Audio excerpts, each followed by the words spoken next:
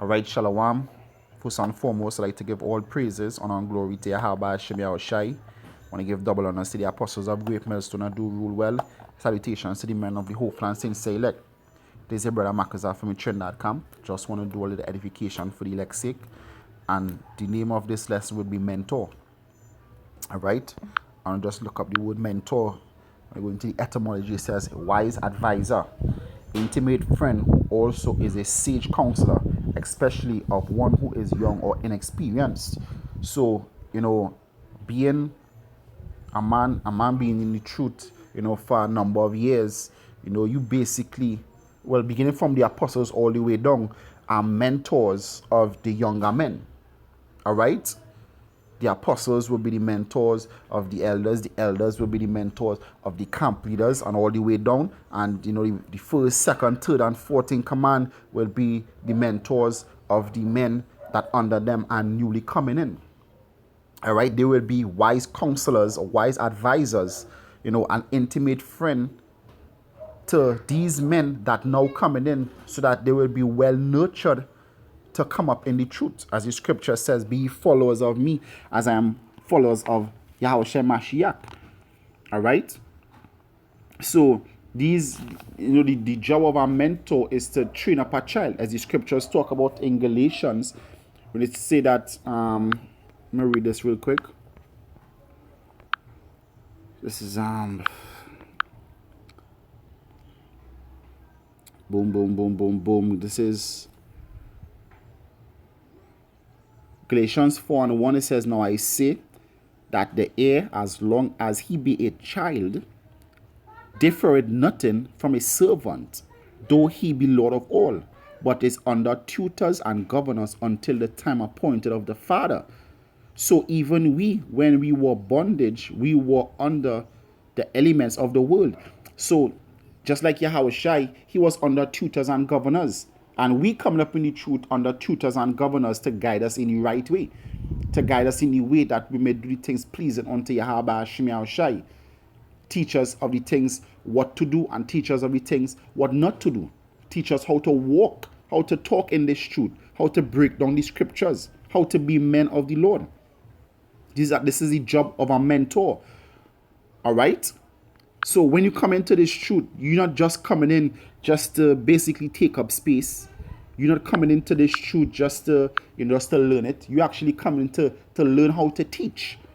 All right? Because you're responsible for every man that is beneath you. Because by your words and by your actions, these men grow. And just like a child, what a child does, a child actually learns from what they see and hear. So they soak up from the ones older than them. And the younger men actually do this. They soak up what they see the older men do. So you have to be careful of your actions, of your speech, and all these things, because these men basically take an example of you. So you are these men mentor. 2 Timothy chapter 2, verse 2. It says, and the things which thou hast heard of me among many witnesses, the same commit thou to faithful men, who shall be able to teach others also. All right? So you coming in here to learn how to teach so that you could teach, so that that trend will be carried on. So you becoming a mentor to mentor somebody so that they can mentor someone else. All right? That is just how it goes. So you are a mentor. So you are a wise advisor to someone coming into this truth. All right? This is 1 Peter chapter 5 and verse 2. It says, feed the flock of Yahweh which is among you. Feed the flock. Yahushai told Peter, if you love me, feed my sheep, feed my flock. Taking oversight thereof means you have to be, know the estate of the flock. All right? Not by constraint, but willingly. Not for filthy lucre, but of a ready mind. All right? So you need to take oversight of the sheep. You need to know the estate of the flock. All right? And to make sure they grow up in the right way. As Paul said in 2 Corinthians 11 and verse 2, he said, I have espoused you to one husband. All right? He presented you as a chaste virgin.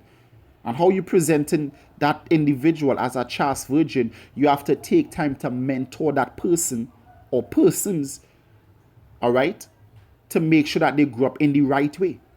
Means you have to be active in the camp.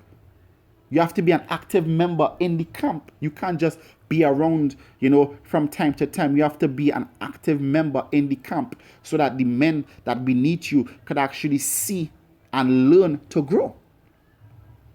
All right? They could actually see and learn how to grow. All right?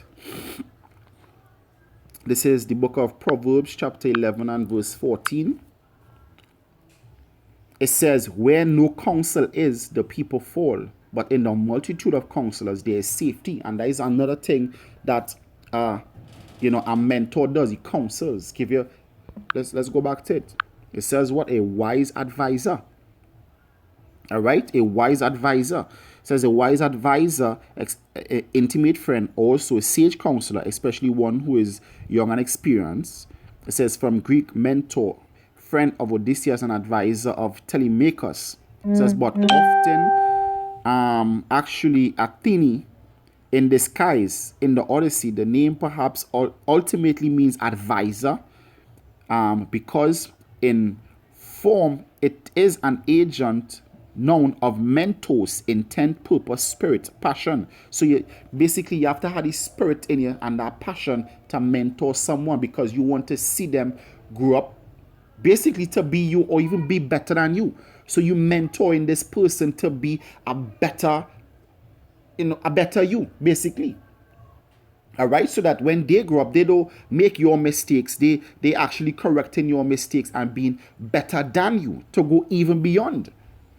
All right, so you have to take time to teach the men that are around you. All right, you have to consider that you're not only in this for yourself, but you also in this to help other men to make it also. All right, so that is the duty of a mentor, to make sure that the men under them grow up to be a better version of themselves. All right, and you have to give wise counsel, because if you're not around to give counsel, then guess what? The people are gonna fall. As the scripture said, a child left itself shall be willful. They're just gonna grow up and do whatever they want, break down the scriptures however they want. But if they come up with the right mentoring, the right tutoring, the right nurturing, they would actually be exactly the way that the apostles, beginning from Yahweh all the way down, how he set it up to be. All right. This is Ecclesiastes chapter 4 and verse 9. It says, two are better than one, because they have a good reward for their labor. For if they fall, the one will lift up his fellow. All right? One could actually strengthen the other, say, you know what? Hey, do this, do that. Don't do this, don't do that. All right? And that is the reason to have a mentor. The mentor is the one to actually say, hey, rise up on your feet. Do this. All right? When you come in the truth and you catch in hell, all right, and you feel like all the world are against you, your mentor will say, hey, you know what, this is what I did coming into the truth when I was going through this.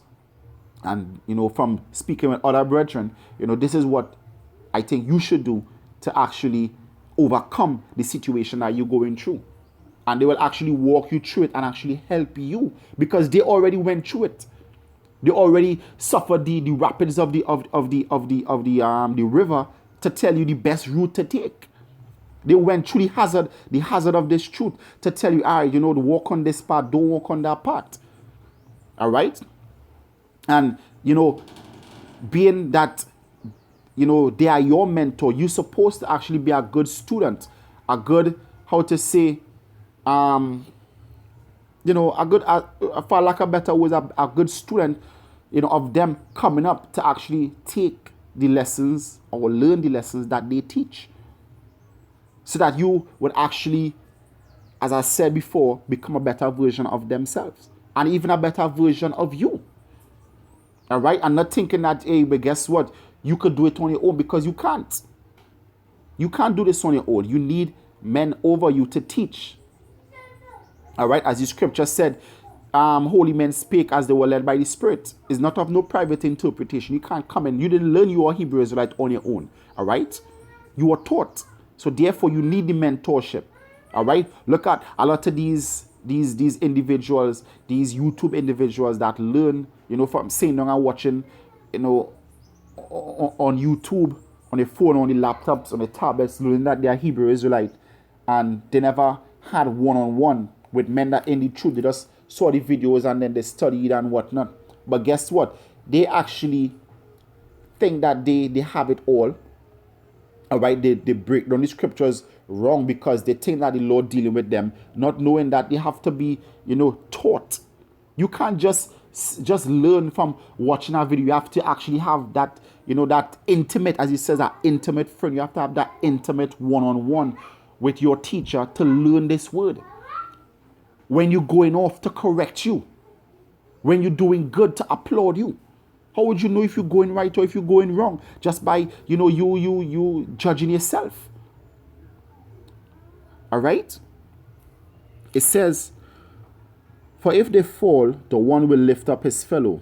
But woe to him that is alone when he falleth, for he hath none other to help him. All right? So if you're alone, you have nobody to help you. So it's good that you have, a mentor to raise you up. Someone that you can speak to one-on-one. All right? And the duty of a mentor is to actually spend that time to mentor the men under them. All right? Give them classes, teach them the word, teach them the ropes. All right? Just like in boxing, you teach them the foot moves, teach them the hand moves, teach them the workout. You mentor them and to raise them into a champion. This is the same way with being in the truth. You raising someone to be a champion so that in that time they could actually teach someone else to be a champion. Even a champion better than themselves. All right? This is the book of Proverbs chapter 22 and verse 6. It says, train up a child in the way he should go, and when he is old, he will not depart of it. All right, from it. So you train up one another in the way that you must go. And when you get seasoned in this truth, guess what? It's already in you because you was trained to do this. They didn't just grow up and just, I'm going to do this because I feel this right. I'm going to do that because I've not. Guess what? You sure you're on the right course because you was mentored and led to be followers of Yahweh Shai. All right? And a lot of you young men, you shouldn't, think within yourself that you don't need mentoring. All right, you do. And if you don't need somebody to mentor, tutor you, then guess what? You're in the right place. You need someone over you to guide you along this path. You need guides. You need guides. This is Galatians 6 and verse 6. It says, let him that is taught in the word communicate unto him that teacheth in all good things. You can't just, read the scriptures and believe you have the right breakdowns. You're not sure. So if you come across a breakdown and you think that you break it down right, hey, go to someone over you and run the breakdown through them so that they could validate whether you're on point or not. And a lot of times you see men going off teaching wayward doctrines is because they think they have it. They think they have it. They think they surpass the teacher, so they don't need mentoring. But it says what? It says, let him that is taught in the word communicate unto him that teacheth in all good things. You have to communicate. You have to communicate. All right? You have to communicate. Don't be afraid to communicate and ask questions. That is the purpose of the men that over you. They're there to answer your questions. All right? There's the final precept here. This is 2 Corinthians chapter 3 and verse 1. It says, do we begin again to commend ourselves? Or need we, as some others, epistles of commendation to you, or letters of commendation from you? It says, for ye are our epistles written in our hearts, known and read of all men. You know why why even us, why we are the apostles of why we are the epistles of the apostles? Because we took their mentoring, all right, all the way down. We learned their lessons. We took their advice. We walked after their examples. So when men see us, they could see that we are the students of Great Millstone. Because why? Because we are their epistles written in their hearts. All right? So the same mind, as the scripture said that there will be one as we are one, the same mind that the apostles has, we have it because we took their mentoring. All right? We walk after the order that they walked. So when men see us, they could say, hey, these are men from Great Millstone. The way they walk, the way they talk, the way they speak, the way they carry about themselves. All right? This is the benefit of a mentor. All right? You actually keep the order, and basically having a mentor is actually keeping order. It says, for as much as ye are manifestly declared to be the epistles of Mashiach, ministered by us, written not with ink, but with the Spirit of the living power, not in tables of stone, but in fleshy tables of heart. Meaning that we took that mentor without bucking up against it. Our hearts weren't adamant, all right? As our forefathers in the wilderness, we took that mentoring and we actually led a good part in this truth. And the men that coming in after us, we'll be able to lead them, to mentor them, to be even followers of the apostles as they are followers of Yahweh Shai. And this road will run smoothly if you take that mentoring and if you mentor the men under you. If you be a mentor to the men under you. All right? So with that, I hope it was edifying. I want to give all praises, honor, and glory to Abba Shemi and Shai. I want to give double honors to the apostles of Great Millstone that do really well. Salutations to the men of the Hope Land Saints elect. This is your brother Marcus from the Trend.com. I want to say shalom and stay strong. Shalom.